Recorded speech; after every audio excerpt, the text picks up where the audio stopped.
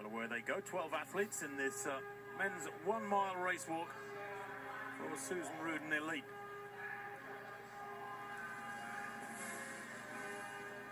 We saw in the women's 1 mile earlier on, big gaps opening up very early on.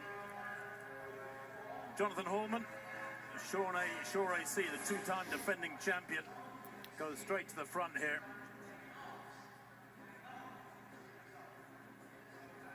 And behind him, single file, developing very quickly indeed. It suggests the pace is quick. Well, of course, in these indoor tracks, people try to avoid walking wide. On the outside of lane 1 is bad, out to lane 2 is a lot worse. Of course, you'll be walking a metre or so further on each bend. But Hallman walking the shortest line, and everybody else has got to do so much more work, not only to get up alongside him, but to get past him. You have to put in a big acceleration, a concerted effort. And that's tough. So good to get out in front and control the tempo.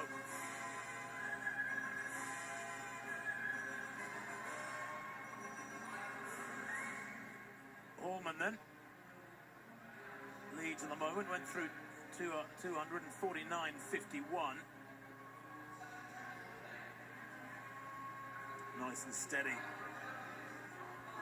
The New York AC athlete Emmanuel Corvera in second place just moves wide. They all move wide now, about 4 or 5 abreast as they head down with 6 laps to go. I think a warning card held out for one of the athletes there. Very hard to tell who it's directed at. I mean, that's the case in walks, whether it's outdoors in the Olympic Games or in walks here at the Melrose Gamesball. And it's kind of a failing in the sport in some respects, is that when you get a pack of athletes like this, goodness knows. Now, that's a little bit more clear there. That's being held, I think, out to Gruttadauro of Spring Arbor in the yellow, who takes the lead, but got that warning card from one of the officials who deemed that he was losing contact with the ground, and another one there from him. That's 2 in about 60 yards. But it is tough sometimes in a pack to see just who actually got the warning card. Well, those who follow the sport know that there is going to be some work done by the IAAF at the global level to look into some type of review process using technology to confirm whether the athletes are race walking properly based on the rule book. And that has been one of the challenges, obviously, where you're just relying on these very well-trained judges all over the globe. But, you know, sometimes the often joke is, you know, you throw them up on super slow-mo and watch some of the elite level race walking. It is a very fine line, and many times the only way you could tell whether they're doing it right is being able to watch it through video.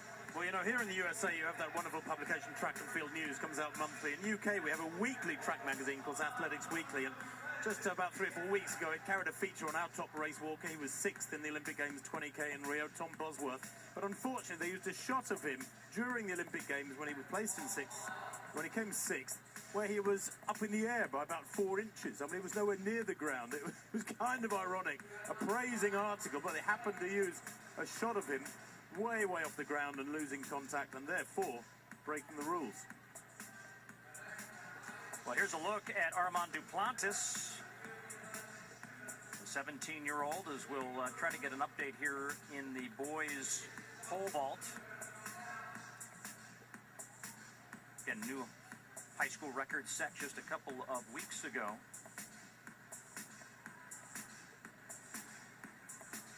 Adamson there, going through Adamowicz, I should say, for the Rive-Sud Athletic Club in the green, and he gets a warning disc as well.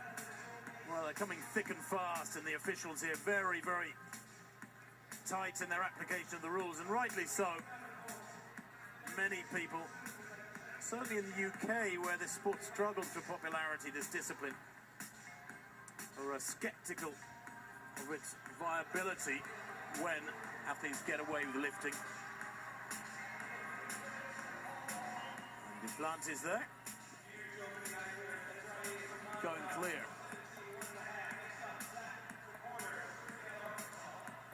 Well, it's a big lead been built up by Marek. Adamowicz with 2 laps to walk.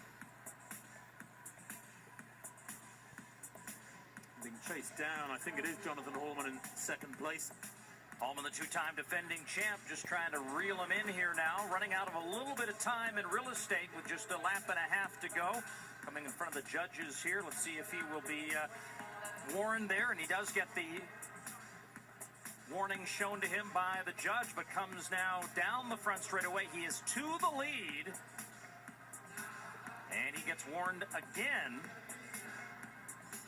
and he will hear the bell now. 1 lap to go here in the men's Susan Rudin Elite 1 mile race walk.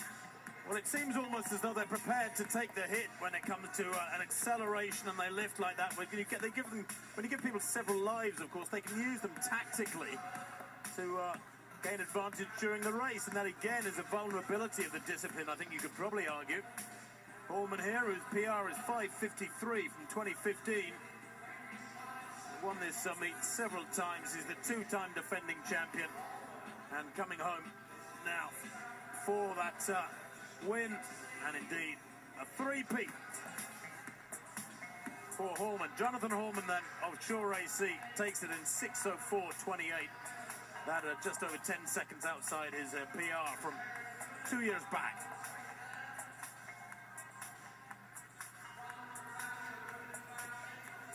Well, it is a tough sport. Whatever else you think about it, these athletes train incredibly hard because of the relative lack of intensity of the movement itself that is imposed on these athletes, maintaining contact with the ground. So they have to put in the extra hours, the extra miles. They are very, very tough trainers.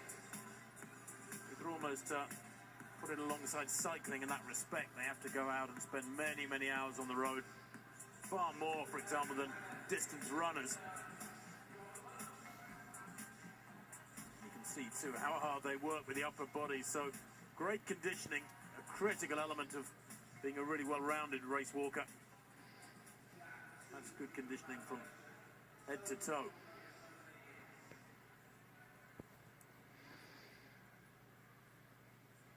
Dave Talcott bringing up the rear there for Shore AC, but he, despite finishing in last place, was clearly fully spent. Jonathan Hallman will then winning the men's 1 mile race walk. Gruttadauro, who led at one point, down in 7th place. Hallman's time for Shore AC 6:04.29, just over a second ahead of Marek Adamowicz. And that's a green strip for Rive-Sud.